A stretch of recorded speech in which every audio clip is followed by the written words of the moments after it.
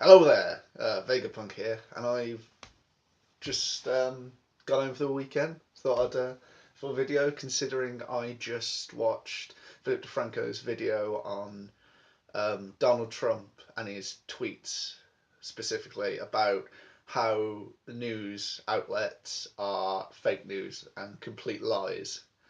Now, I mean, some people may just palm this off as sort of, oh, it's Donald Trump being Donald Trump, he's just sort of getting back at his haters, much like Nigel Farage did in the European Union right after Brexit, just sort of like, oh, you never thought I'd be standing here, did you? Haha, that sort of crap. It's not that. Well, he's just gloating.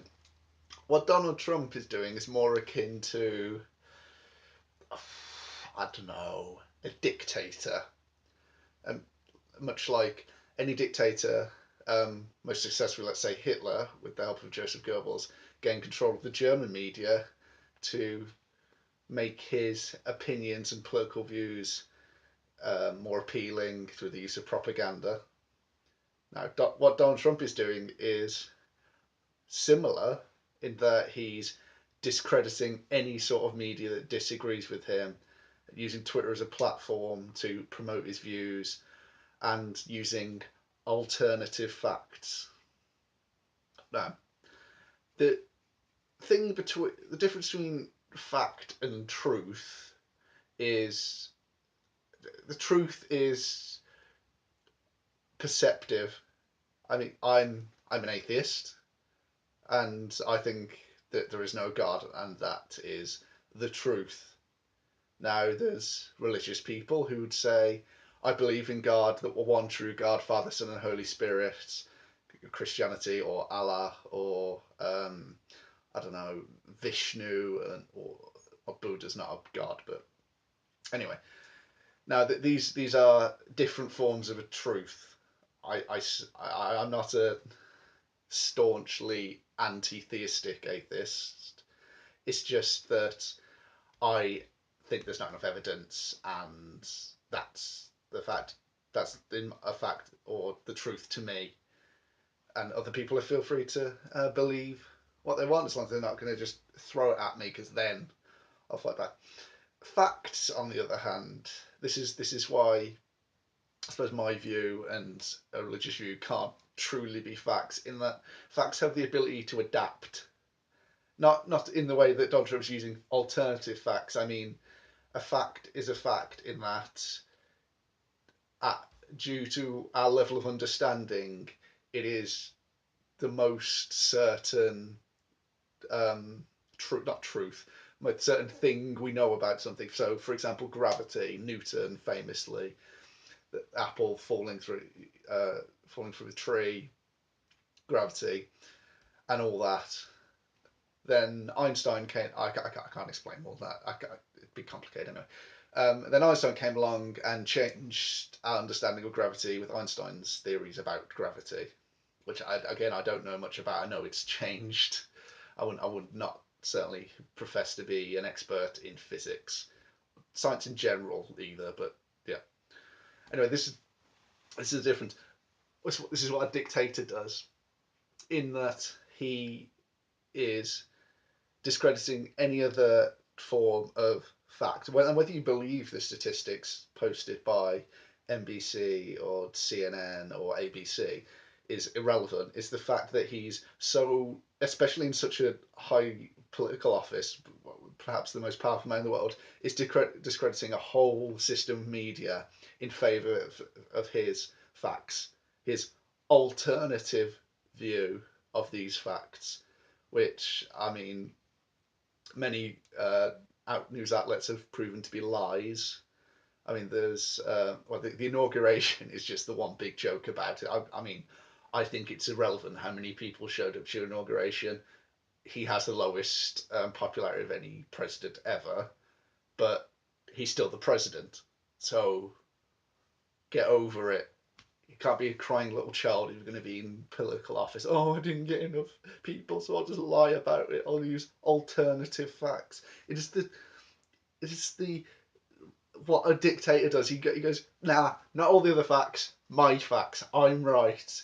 It's one small step in the wrong direction towards a completely totalitarian government. Once a government starts taking control of the media, it's just a matter of time before they start controlling how much you can actually say. Because he's already started doing that, saying, "Oh, anything bad about me is wrong." I mean, it's not even a matter of people are entitled to their opinions. It's just, I mean, the whole small hands thing.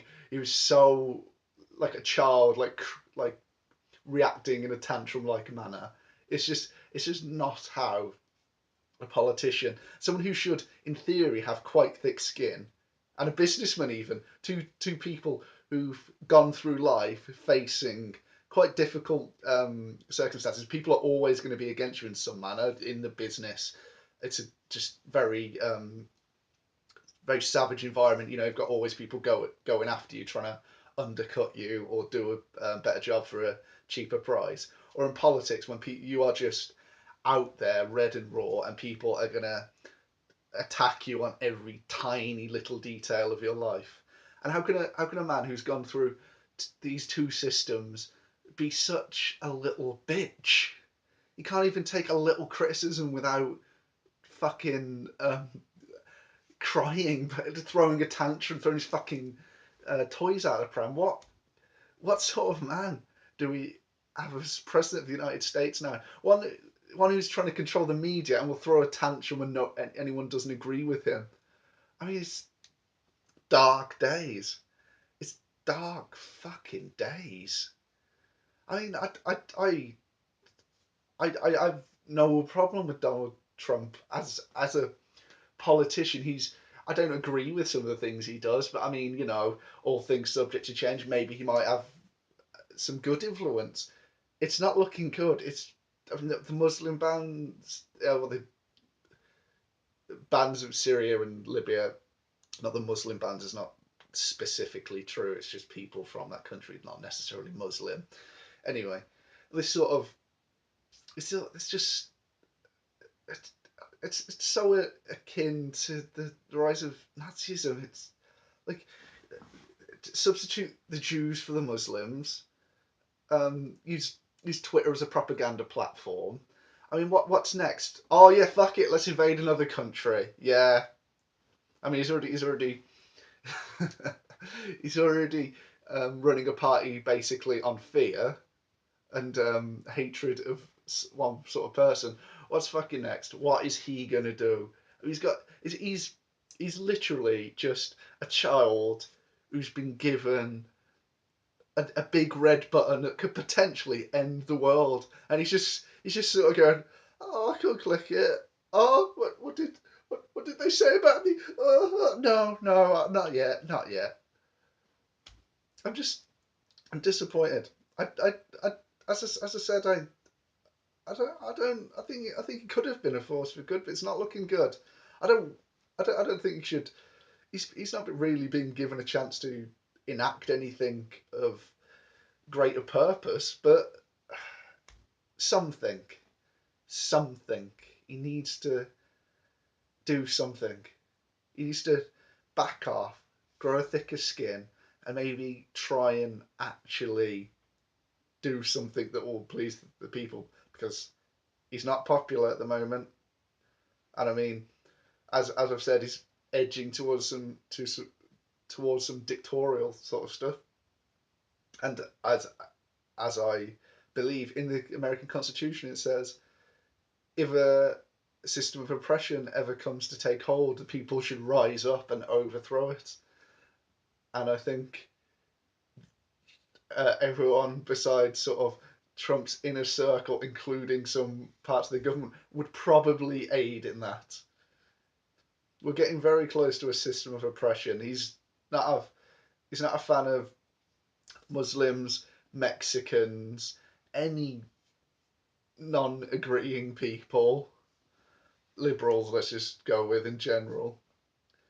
Obama, I mean, that's edging towards almost racist. I'm not implying anything, but and it's just all key elements of what start a dictatorship, a system of hate, and a crazy fucker in power. I'm not. I mean, he's he's not a good foreign diplomat. He just doesn't seem like. I mean, for example, I find it quite funny that SNL did a cold opening with Alec Baldwin, and it's just Trump in the Oval Office, just calling random countries and just basically declaring war on them. It's amazing. I'd suggest watching it. Uh, Search it, whatever. Anyway, I just thought I'd give my thoughts on this. I almost made a Pence joke. But anyway, I'm Kid Vegapunk, so